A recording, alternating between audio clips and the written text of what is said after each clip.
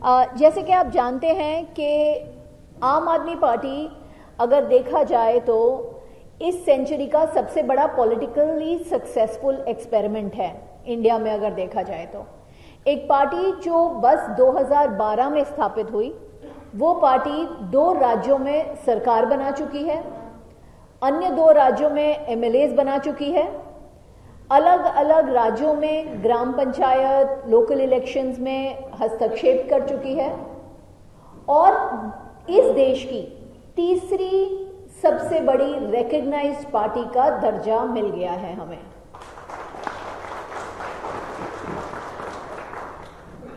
जाहिर है जब इतनी तेजी से कोई चलता है तो उसको पीछे खींचने वाले भी बड़ी तेजी से काम करते हैं। तो हमारे जो अध्यक्ष हैं, हमारे जो पार्टी के कन्वीनर हैं, दिल्ली के मुख्यमंत्री हैं, अरविंद केजरीवाल जी आज जेल में हैं। ये इतनी विचित्र किस्म की स्टोरी है कि पीएमएलए केस में कभी बेल नहीं मिलती। बेल बस 2 सूरतों पे मिलती है, या तो ईडी कह दे कि बेगुनाह है या ईडी कह दे कि हमें आपत्ति नहीं है, लेकिन ईडी ने कभी भी कुछ नहीं कहा। तो कोर्ट ने अपने आप से ये बात मानी कि ईडी अपोज कर रही है बेल, लेकिन फिर भी हमें इस तथाकथित शराब घोटाले में कोई भी तथ्य नहीं दिखाई दे रहे, इसलिए हम अरविंद केजरीवाल जी को जमानत दे रहे हैं। लेकिन आज देश की व्यवस्था ऐसी है कि जमानत मिलने के बाद भी अरविंद केजरीवाल जेल में हैं, क्योंकि हमारी होम मिनिस्ट्री एजेंसीज का दुरुपयोग करना बहुत अच्छे से जानती है। उनको जैसे ही लगा कि ईडी केस में कोई दम नहीं है, इनको राहत मिल जाएगी कोर्ट से, तो उन्होंने सीबीआई का केस डाल दिया और अभी सीबीआई केस में हमें जमानत के लिए वापस शुरुआत से पूरी हमारी कार्रवाई शुरू हुई है। हमें यकीन है वहां पे भी उन्हें जमानत मिल जाएगी। जमानत ही नहीं, हमें पता है हमें एक्विटल मिल जाएगा, क्योंकि इलेक्टोरल बॉन्ड्स घोटाले ने ये साफ साफ दिखा दिया कि जो लोगों ने हम पे इल्जाम लगाया कि हमने पैसे लगाए, उनकी बीजेपी के साथ साठगांठ थी। या तो वो एनडीए के खुद उम्मीदवार थे, नेता थे, या फिर उनको जेल हुई और वो बीजेपी सरकार के सेंट्रल गवर्नमेंट के अप्रूवर बन के उन्होंने हमारे ऊपर ये इल्जाम लगाए। और जिन लोगों ने इल्जाम लगाए उन्होंने बीजेपी को करोड़ों रुपए इलेक्टोरल बॉन्ड्स के थ्रू दिए। तो ये सारा केस फर्जी है। ये केस बनाया गया है क्योंकि मोदी जी को दिखाई दे रहा है कि आम आदमी पार्टी देश में सबसे तेजी से बढ़ती हुई पार्टी है। और क्यों सबसे तेजी से बढ़ रही है?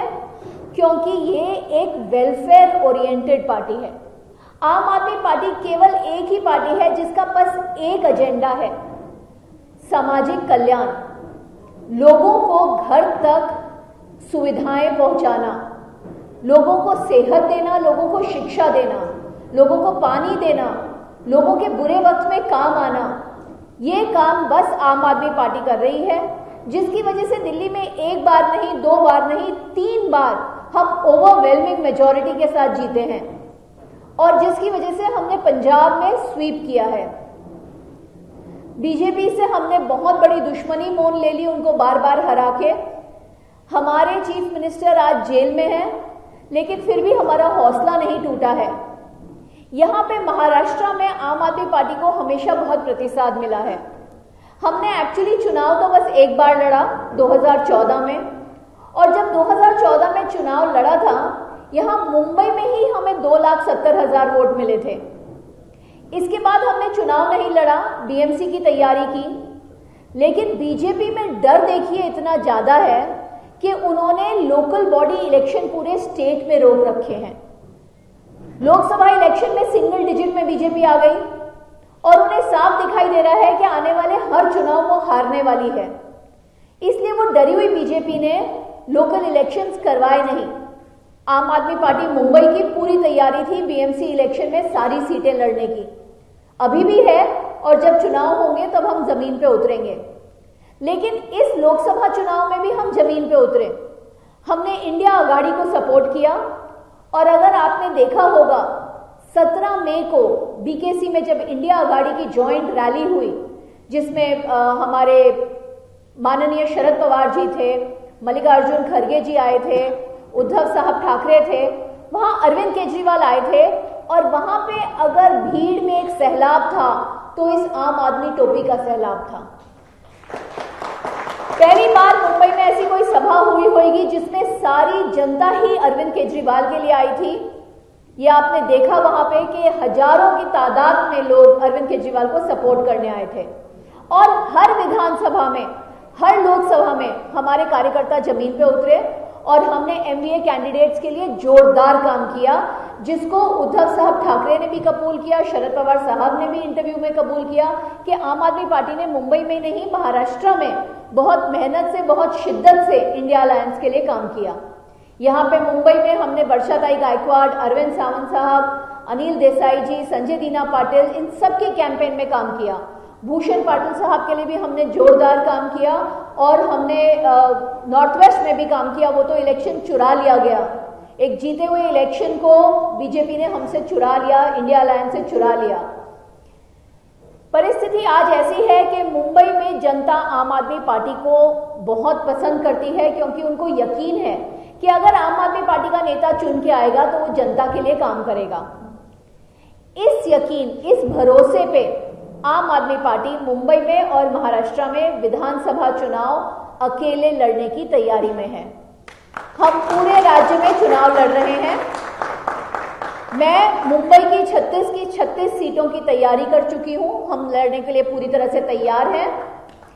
हमारे साथी महाराष्ट्र के प्रभारी गोपाल इटालिया जी और महाराष्ट्र की जो कार्यकारिणी है, जिसके कार्याध्यक्ष फटके पाटिल भाई साहब हैं, वो मिलके महाराष्ट्र में सीटें चुन रहे हैं जहां पे, वहां पे जोरों से लड़ाई दे सकेंगे।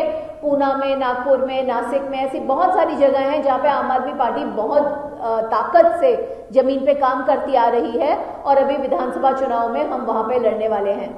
तो मुंबई में पूरी तरह से हमारी लड़ने की तैयारी है।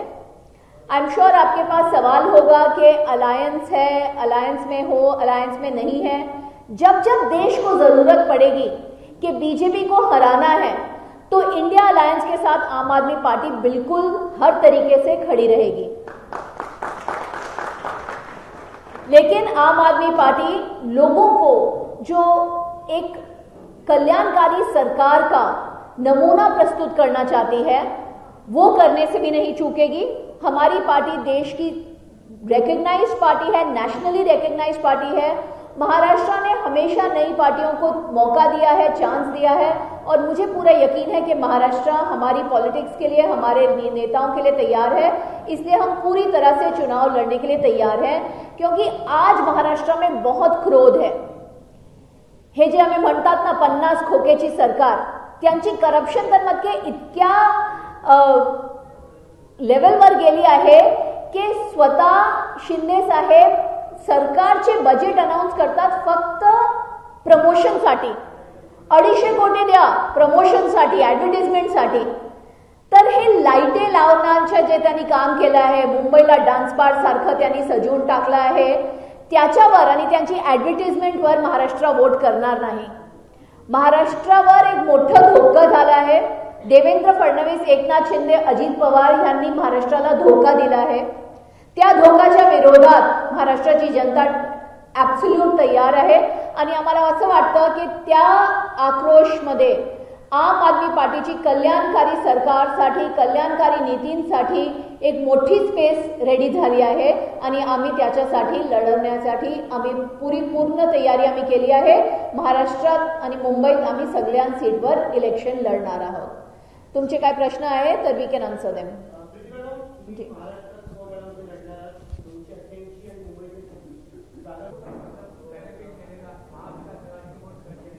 बीजेपी के वोट कट जाएंगे, उनके वोटर भी हमें वोट देंगे, मैं आपको यकीन दिलाती हूं। आणखी काय प्रश्न? आप सबका बहुत बहुत धन्यवाद। Thank you very much. Bite घ्यायची आहे तर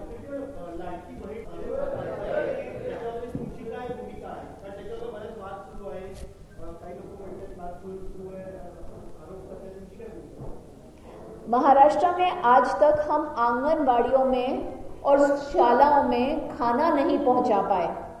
आपको लगता है कि ये सरकार लाड़की बहन किसी बहन के घर में पैसा पहुंचा पाएगी? ये बस शोशेबाजी है। एकनाथ शिंदे ने जो 270 करोड़ का एडवर्टाइजिंग बजट लगाया है, उस बजट के लिए कोई नाम देना था, इसलिए ये स्कीम्स निकली है, लाड़की बहन लाड़का भाऊ। कोई लाड़का नहीं है, इनके लाड़के बस गुजरात के लोग हैं और ये गुजरात के लोगों के लिए काम करेंगे, यहाँ पे बस करप्शन करेंगे।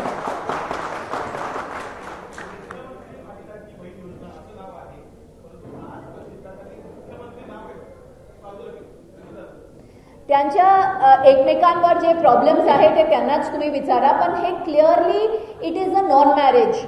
म्हणजे एकनाथ शिंदे, देवेंद्र फडणवीस आणि अजित पवार त्यांचा एकमेकांवरच भरोसा नाही आहे, तर महाराष्ट्र त्यांच्यावर काय भरोसा करणार?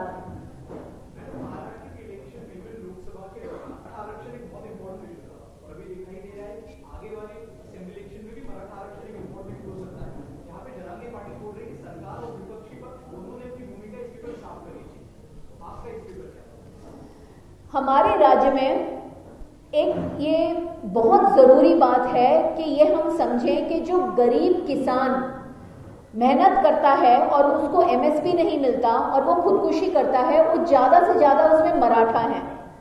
इतनी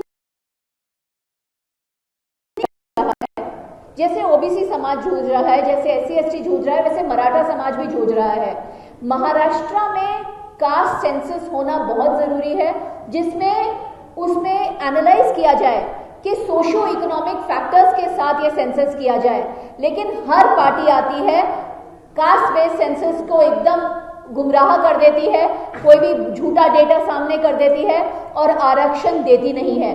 हम मनोज जरंगे के साथ हैं, हम मराठा आरक्षण का डिमांड करते हैं और हमें बहुत जरूरी लगता है कि यहाँ पे कास्ट बेस्ड सेंसस होए और हर उस वंचित जाति को, जिसको यहाँ पे आज दो वक्त की रोटी कमाना मुश्किल हो रहा है, उसे रिजर्वेशन मिले.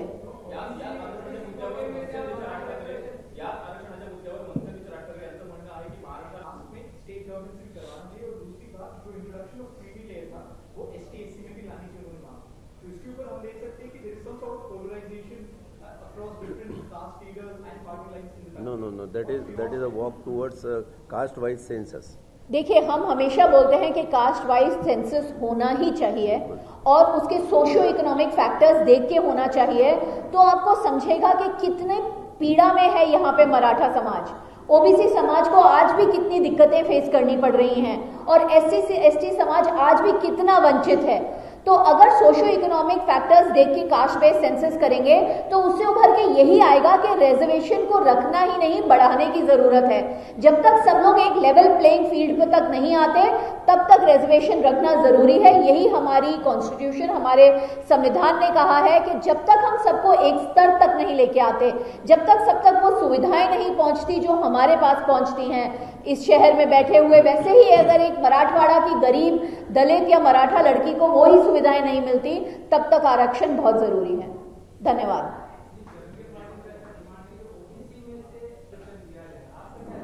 सर, रिजर्वेशन कैसे दिया जाए ये कास्ट बेस्ड सेंसस बताएगा. ये जरूरी नहीं है कि उन्हें ओबीसी में से सेंसस मिले. अगर कास्ट बेस्ड सेंसस हमने ठीक से किया और अगर हमने हर जाति को उनकी मजबूरियां, उनकी सोशो इकोनॉमिक स्टेटस देख के आरक्षण दिया, तो इस राज्य में थोड़ी खुशहाली आएगी. क्योंकि आज जो किसान खुदकुशी कर रहा है, अगर उसके बच्चों को रिजर्वेशन मिलके एक अच्छी नौकरी, एक अच्छी एजुकेशन का चांस मिल जाए, तो शायद उसका भविष्य बदल जाए. और उसके लिए अगर आप देखें, यहाँ पे आज भी इतने हजारों किसान सुइसाइड कर रहे हैं और हमारे पास कोई उनके लिए सोल्यूशन नहीं है. एमएसपी का वादा 2014 का था, 10 साल हो गए, लेकिन ये सरकार कोमा में है आज भी. धन्यवाद.